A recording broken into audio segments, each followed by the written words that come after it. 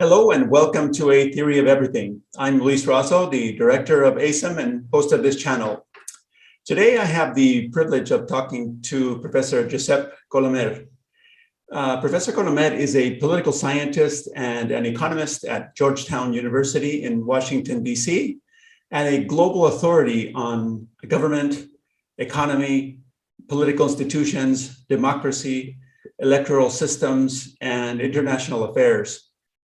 Prior to his current appointment at Georgetown, Professor Colomer was working at the Higher Council for Scientific Research in Barcelona, Catalunya, which many people don't know is arguably the birthplace of voting theory, or very close to the birthplace of voting theory.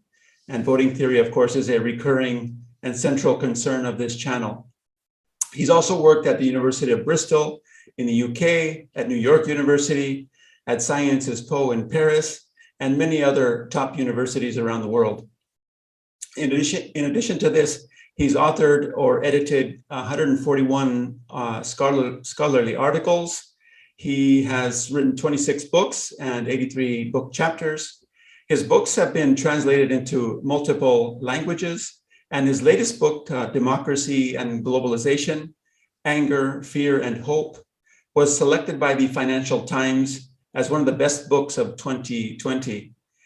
That book will be a central, but not the only focus of our talk today, because he really has a lot of important and fascinating and interesting things to say. Lastly, as we work our way through this discussion, keep in mind that Professor Colomer is a member of the American Political Science Association and an elected member of the Academy of Europe. Professor Colomer, welcome, and thank you so much for taking the time to do this. Thank you very much for inviting me. It's a pleasure. It's a pleasure. It's a pleasure. The pleasure is ours. Okay, Professor, I'd like to start this discussion by asking you if you would be nice enough to share the story of your career. I find it very interesting that you began, or you grew up in Barcelona and are now in Washington, D.C., arguably the center of global political thinking and power. And I'd like to know a little bit about, or kind of a summarize, or some of the highlights of this trajectory from Barcelona to Washington. Well, I grew up in a dictatorship in Spain, at the time. So the options were limited. But I always had in mind that the place to be was America somehow.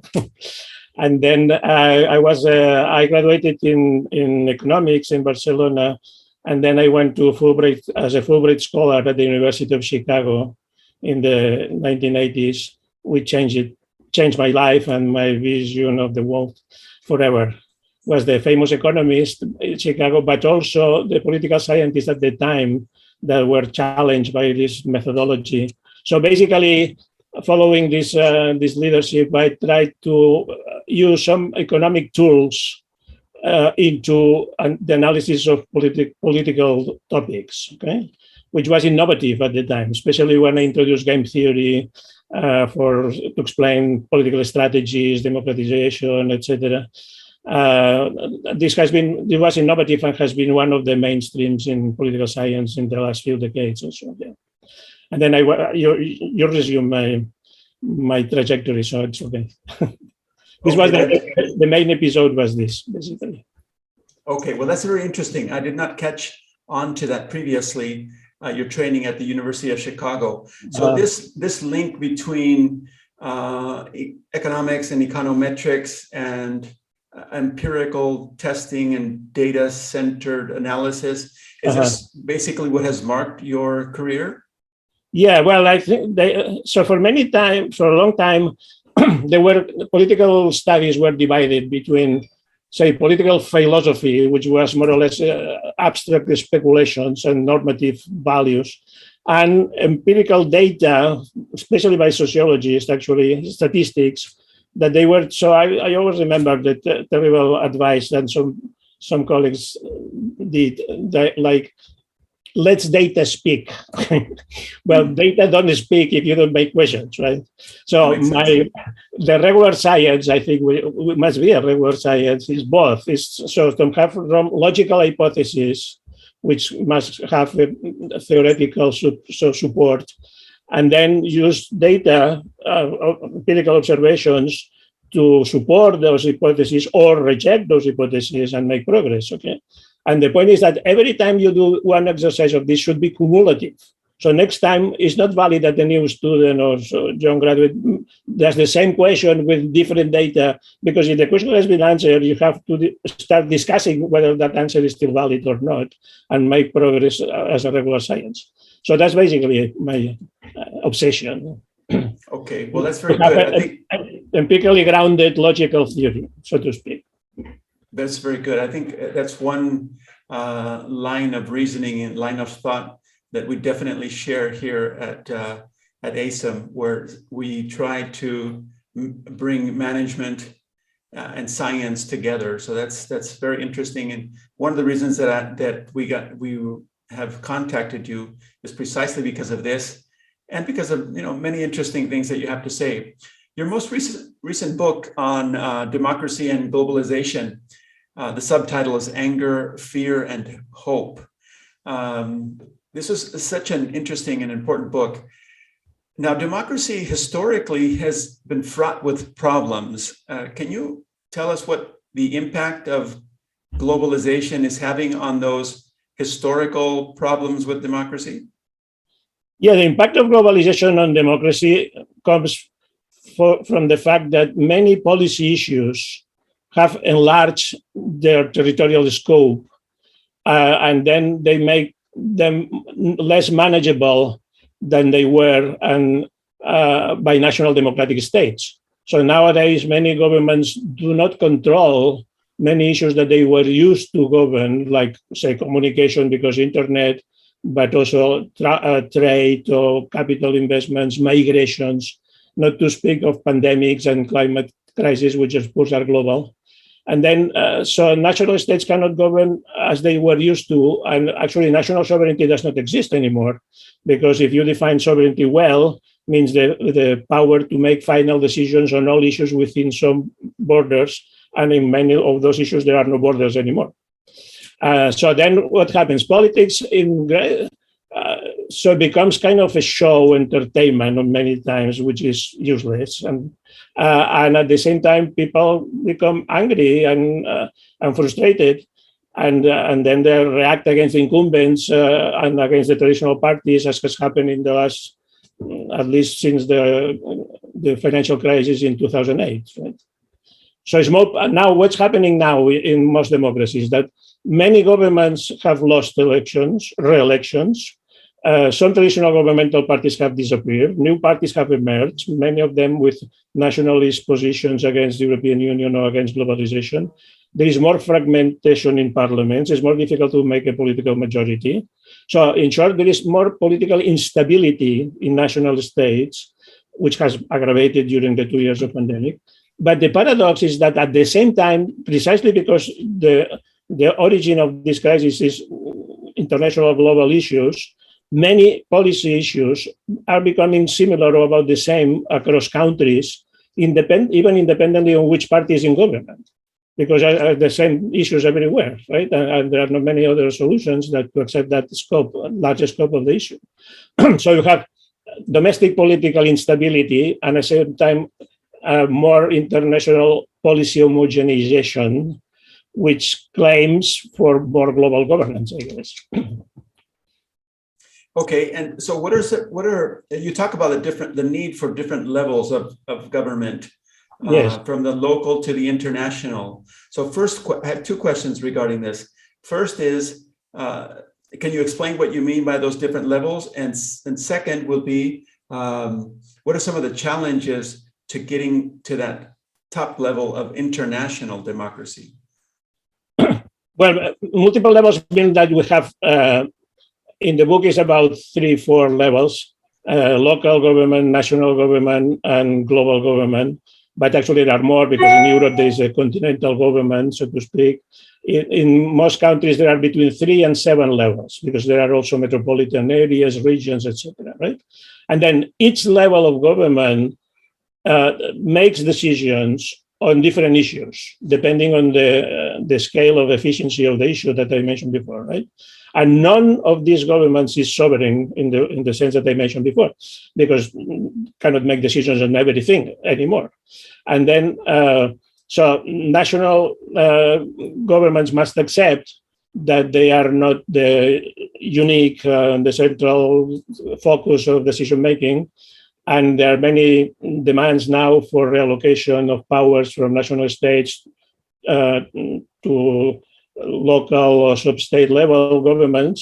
But the main reallocation now is from national states towards the European Union and towards international global institutions. You know, the European Union in the last few years has been made a lot of progress in becoming a stronger, issuing a rescue plan, issuing its own debt, controlling the national state budgets, etc.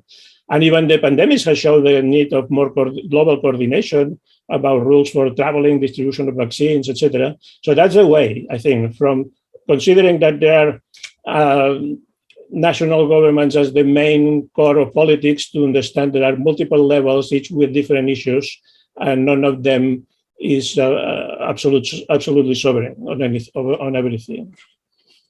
And then, so let me say, because my one of my books is, and still valid now, especially with the crisis in Ukraine, etc., is that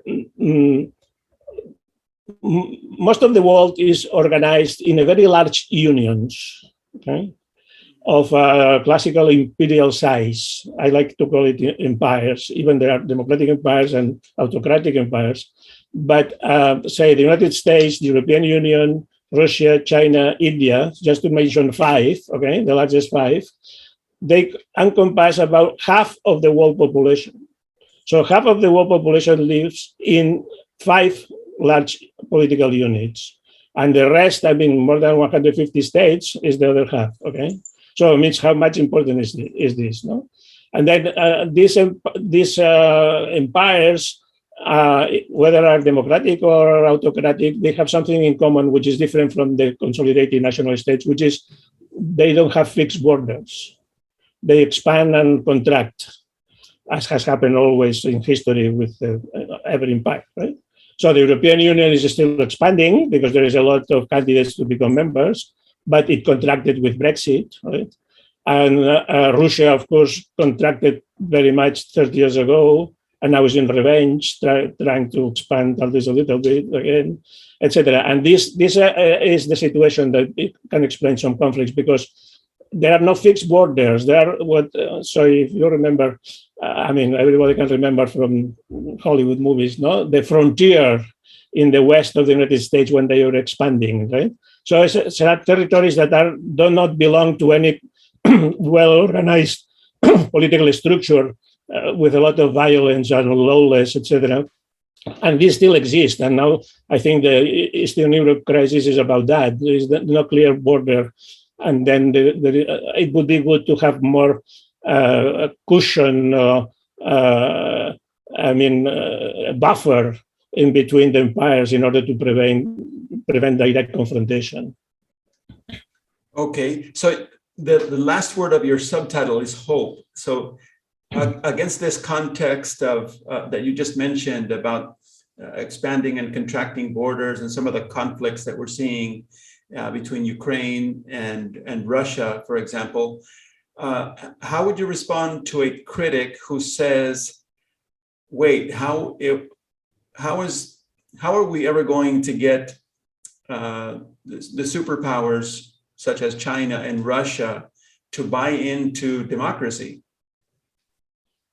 Well, now in Ukraine, the conflict is basically between the United States and the European Union and Russia, and China is kind of waiting on the side, right? And I think it wouldn't be good to force a closer alliance between Russia and China because it would increase polarization. I think for the sake of democracy and peace, it's better to have a multipolar world.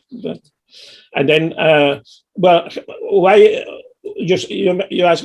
So, what's democracy in this context, in which there is no national sovereignty anymore? Good question.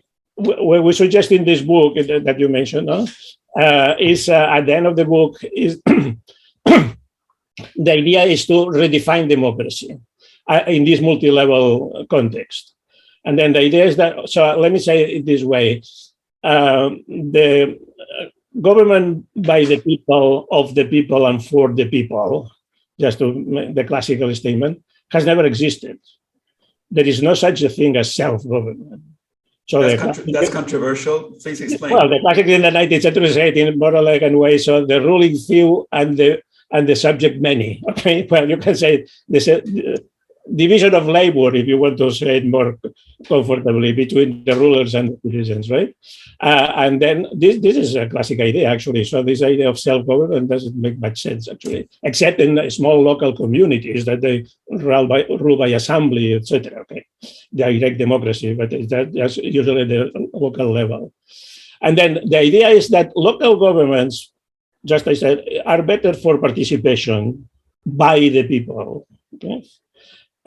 Because people have more information about the issues, they are close to the problems to solve, etc. National governments are still more effective in governance, although they are in decline. And then international global institutions are increasingly effective, but govern for the people. That was my surprise and my admiration when I did some research in the World Bank and the International Monetary Fund. There was another book that they really revise critically what they do for their results, and they change their policies according to their performance, as they did. If you remember, the Washington Consensus in the 1990s was changed with the Great Recession. Now it's changing again. So, which is something that the national governments don't do, because typically when so there is a new election, they don't talk much about what they did. There's new promises about new issues, and even if there is an alternation in power, is not learning much about the previous experience. So that's the idea that then global institutions might be more for the people, in the sense that to explain and to revise the results of their policies. So if you say local governments is more by the people, national governments of the people, global institutions for the people, then you have this reduced notion of democracy, because democracy is the set of all of this, right? And none of these levels are perfect. Each of them is incomplete. But you can assume that in total, so there might be kind of rule by consent, which is also a classical concept, right? Very old, that can be or should be compatible with different institutional formulas at local, national, and global levels. And the global governance would be the result of all of this set of levels of government, each with its qualities and its effects regarding democracy. I see. And along these lines, you mentioned the rule by experts. So if I understand you correctly, what you see is, or what you foresee or recommend is increasing levels of separation from individual political power. Is that a fair way to express it, or no, on the one hand? And second, you say representative democracy at higher levels, right? At the international level, it would be completely representative democracy and rule of experts. Does this diminish the power of individuals to decide or to make decisions about policy? Well, so let me say, I'm not trying to produce an ideal model, a kind of utopia to solve the problems. I'm trying to identify real processes, actual processes that may work in a good way. Okay. Given the phenomenon of globalization, and then of course there is always the need for democracy to be based on people's votes. That's the basis. But there has always been representation, which means that representatives behave on behalf of the people and make decisions in parliaments and governments on behalf of the people, because they have a mandate, right? Or they take a mandate. And there has always been the rule of experts at many levels. So if you look at national governments now, especially these great empires or whatever, the United States, the European Union, there's a lot of agencies that are not based on direct elections. The officers are not directly elected by appointed, sometimes by elected parliaments, elected governments, but still selected on the basis of their expertise and competence, not on the basis of popular support, right? And we had a lot of agencies for many, many different issues organized like that. But think about, I think that the most striking case is the judiciary. So you have three powers, right? Legislative, executive, and judiciary. Well, the judges are not elected almost anywhere. Has never been elected. There was some experiment some times ago, but didn't work. So they are selected for their expertise, right? And it's one of the three basic powers in any democracy. And then, so we have this already, both for the executive level and especially for the judiciary. And then at the global level, it's more important than at some other levels because many boards of the United States, the United Nations General Assembly, of course, is representative of every government, but half of the governments are not democratic, right? And the similar thing for the World Bank or the IMF. So the boards are selected by the governments on the basis of the people's expertise, not on the basis of popular vote. But still, there is some vote behind, no? For about half of the countries that are democratic in the world now. But there is always rule of experts, as it has always been everywhere else. Yeah, that's a good point. That's a good point. And I definitely agree with that. I think it's inevitable. No, I say that because especially in the US where you are now, and especially on the right from the libertarian types, there's this constant critique of a movement away from big government and a movement away from individual sovereignty, et cetera. But I think you're right. I think there has always been rule of experts, and there probably always will be. There's no way around it. Professor, can we pass to the next line of questioning? Your book is fascinating, and I highly recommend people to pick up a copy. We could go on for a long time about the book. You've written a paper that actually first put you on my radar about Ramón Llull, which is a Catalan thinker from the early Middle Ages, and where you claim, and by the way, I agree with the claim, that Ramón Llull is the earliest precursor to what today can be considered social choice theory or voting theory. Can you comment on this, please?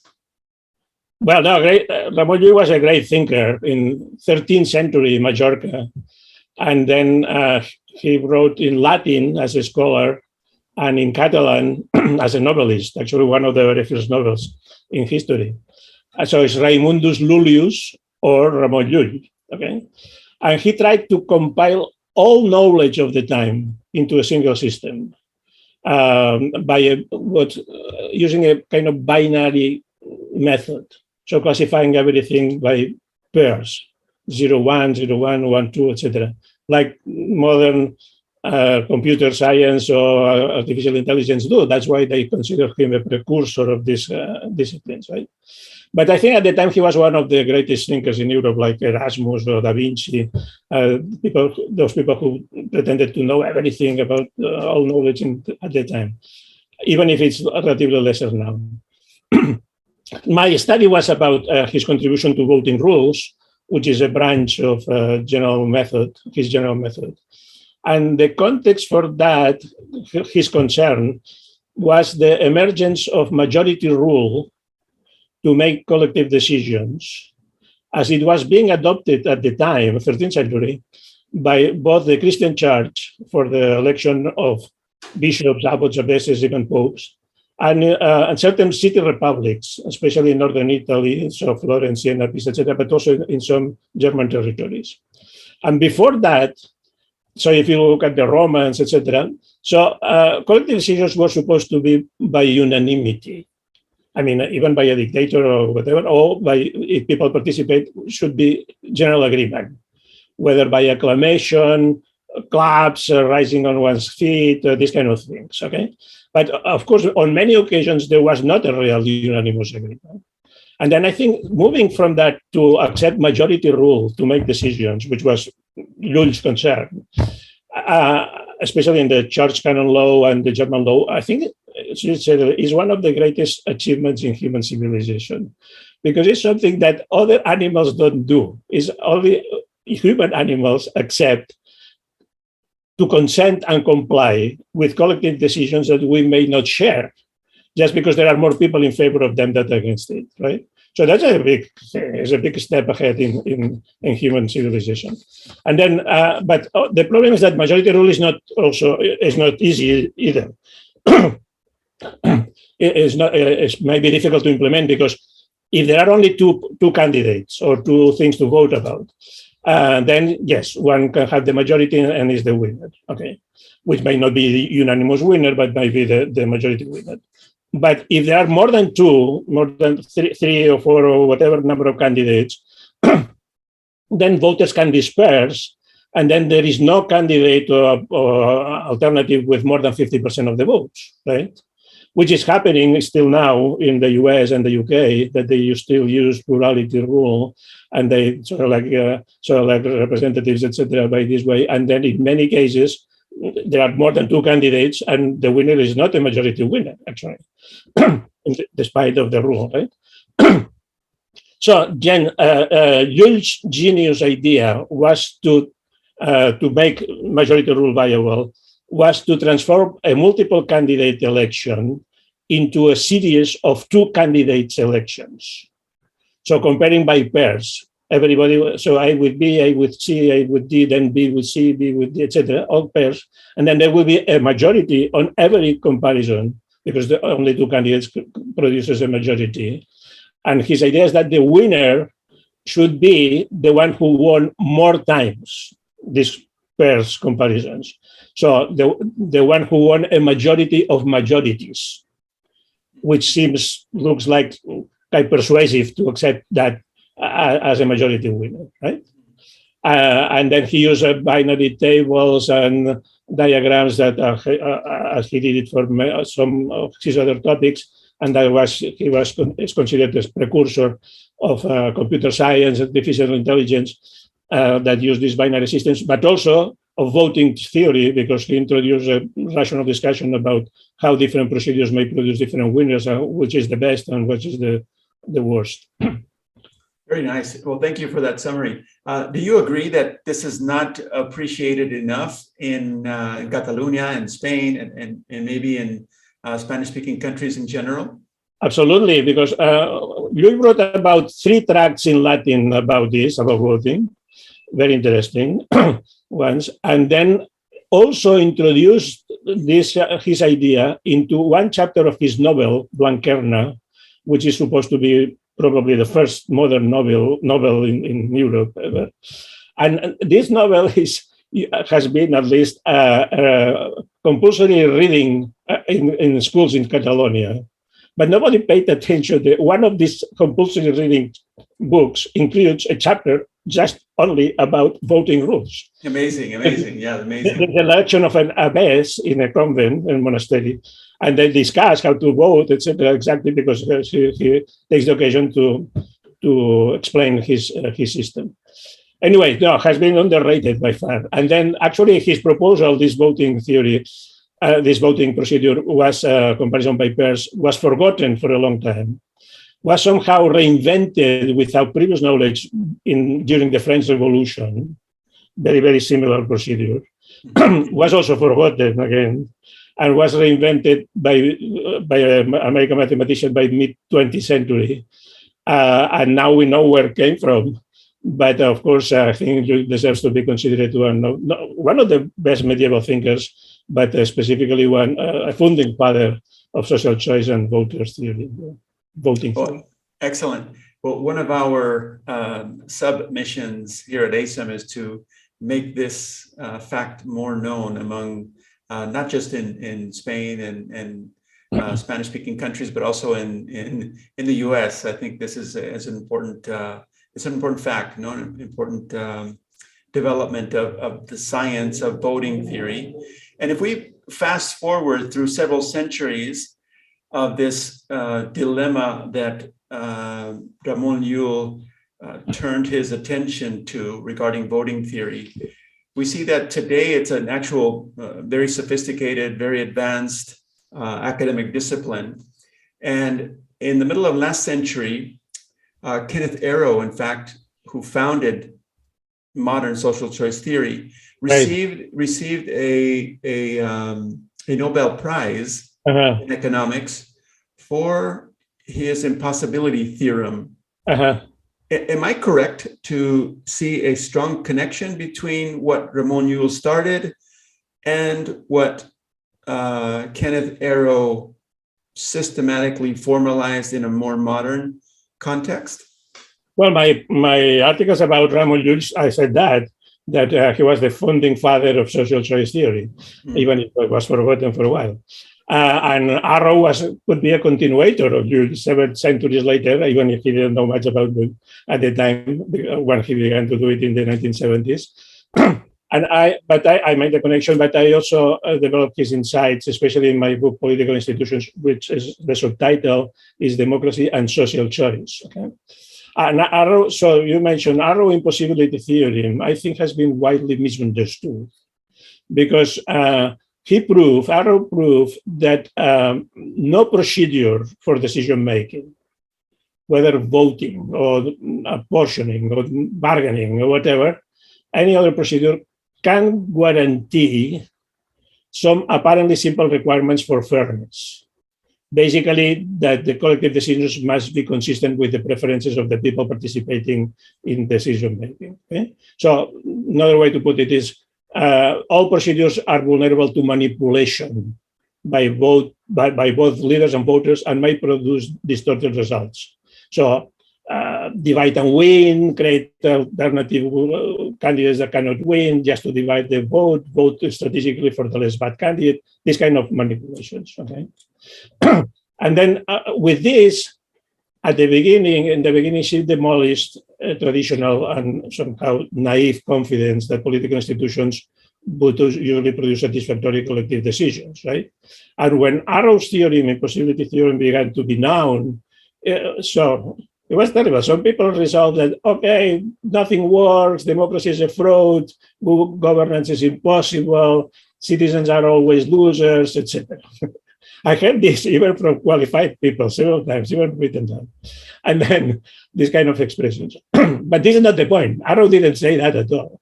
Arrow's point is that it's impossible to guarantee that all things always work well with any procedure, okay? Any procedure to make collective decisions.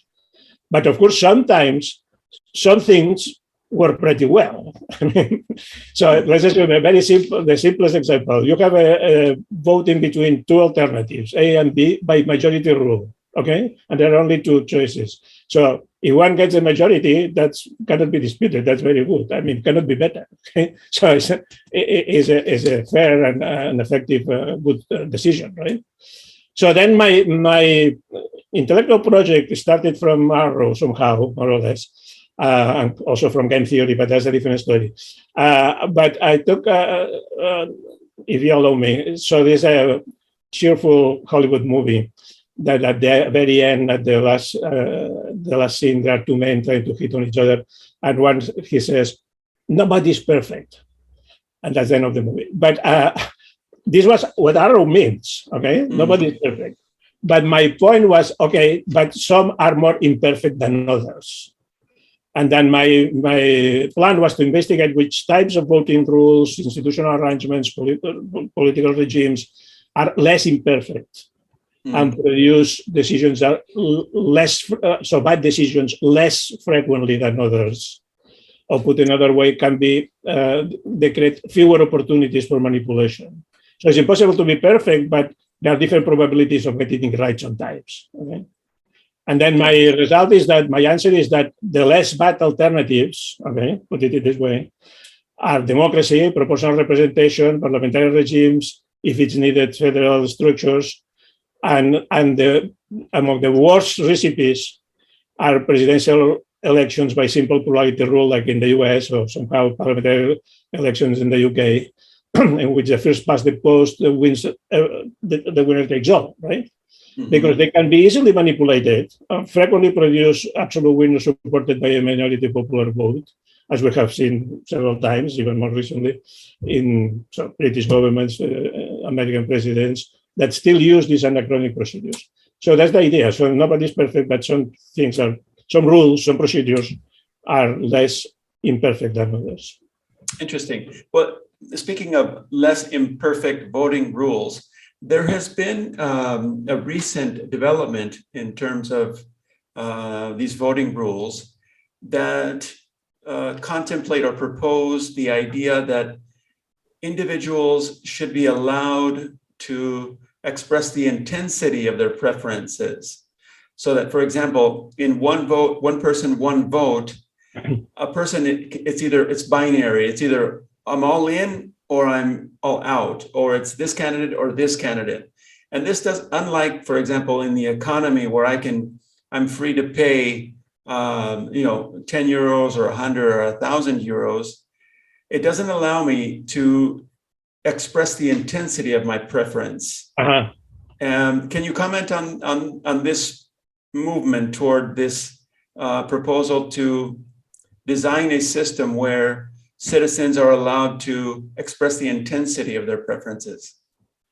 You may remind me that even a radical liberal like John Stuart Mill proposed something that has never been accepted, that people with elementary studies should have one vote, so high school 2 votes, and upper education 3 votes, because they were supposed to be more knowledgeable about the collective issues, etc. Of course, has never been accepted, because it would be very difficult to make an agreement on this.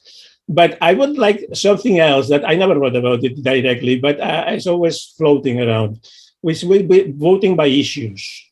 Instead of voting to a party or candidate that includes all the issues at the same time. So many times people vote for a party with which they agree on many issues, on some important issues, but they disagree on some other policy issues that the party proposes. And then if you have votes for issues, so you can vote for a party or candidate for foreign policy, for a different party if you want, for school policy, another party for economic policy, etc. And then if you agree with the party, okay, you can vote for all the party together. But if you don't, you can vote for different parties on each issue, depending on your interest on that, your intense preferences and your votes for that issue. This is not implemented as such, but I took the idea a little from what the global institutions do internally, that they vote separate issue by issue, and the majority support in every issue is not always the same because people move a little away from each other on different issues. I think this could be applied to mass elections as well.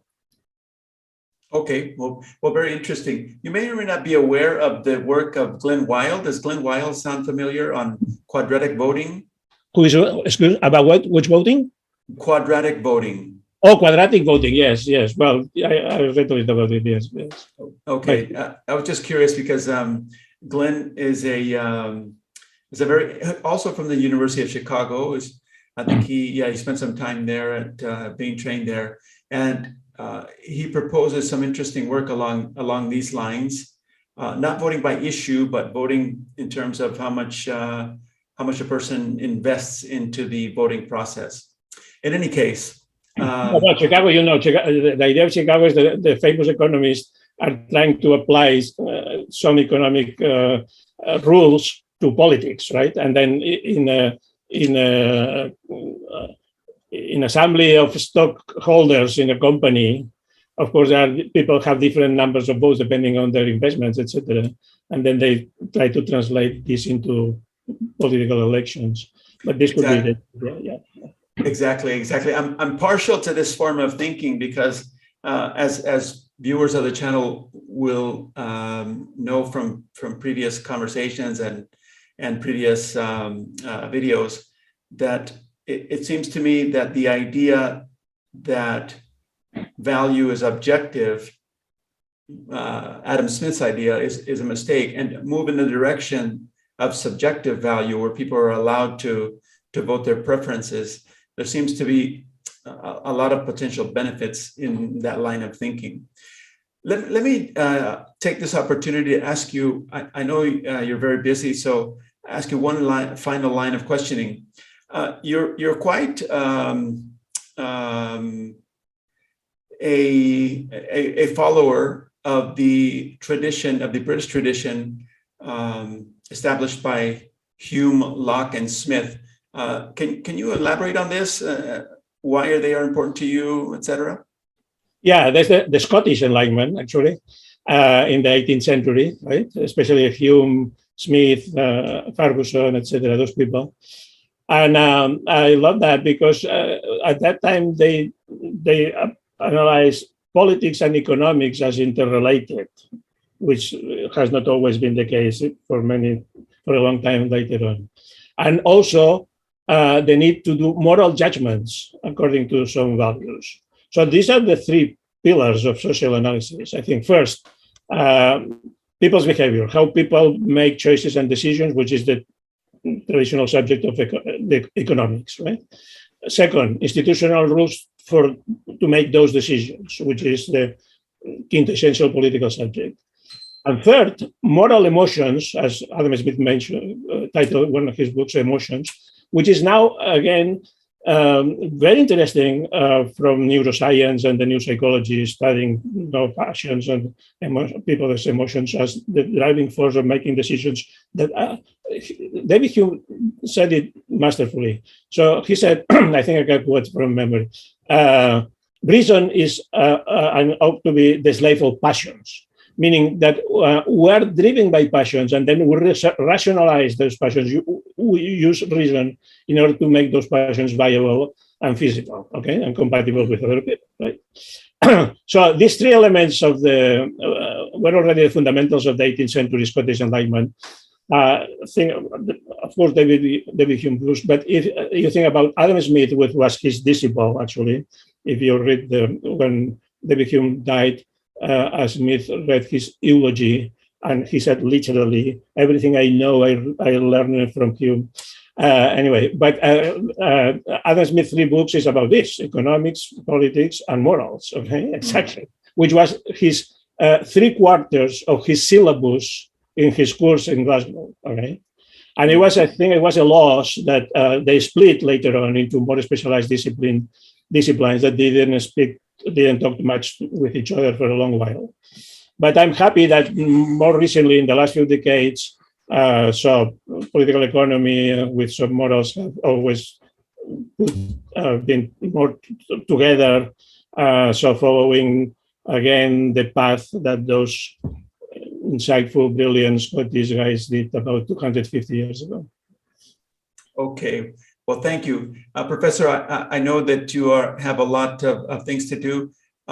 Democracy and globalization, we're talking about Professor Colomer's book, subtitled Anger, Fear, and Hope.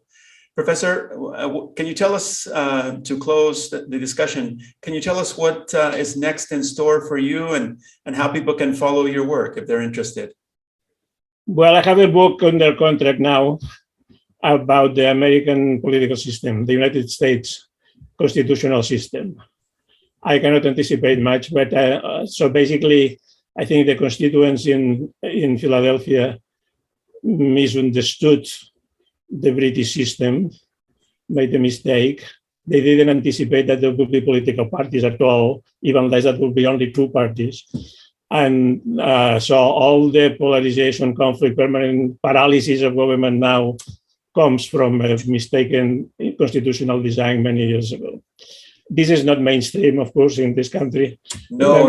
I was going to say that's very interesting, though. I think you're right. I think it's very interesting hypothesis. Well, if you look at the results, living in Washington, this is inescapable because you see the conflict, permanent conflict, and nothing is done. Okay, and increasing polarization, etc. Then you see, well, it's not that people are crazy, only some of them are, but still, is that they are incentivized and constrained to behave in a way that it's produced by the Constitution, by the rules that they follow. And so the problem is the institutional rules. That's my point, but in this case, maybe perhaps a little more innovative. So. Okay, that sounds very, very interesting. Hopefully, we'd love to have you back to talk about that when it comes out. Yeah, it may take almost a year, bro. Okay, fantastic. And lastly, for people who do not have the privilege of taking one of your classes at Georgetown, how can people follow you? You're quite active in Spanish media, which is wonderful. But apart from that, how can people follow your work, etc.? Well, I have a blog. Now it has been a little dormant during the pandemic, but now it's active again about Ukraine, all these things, which is easy to find, jcolomer.blogspot.com. But if you Google my name, it's easy to find. And I have my personal website, Josep Colomer, altogether.com, with all my publications and links, etc. that people can enjoy. Yes, I hope. Oh, okay. Well, fantastic. Professor, once again, thank you very much for your time and sharing your ideas with us today. I wish you the best of luck, and I look forward to talking again, possibly in the future. Thank you very much. It has been enjoyable. Thank you.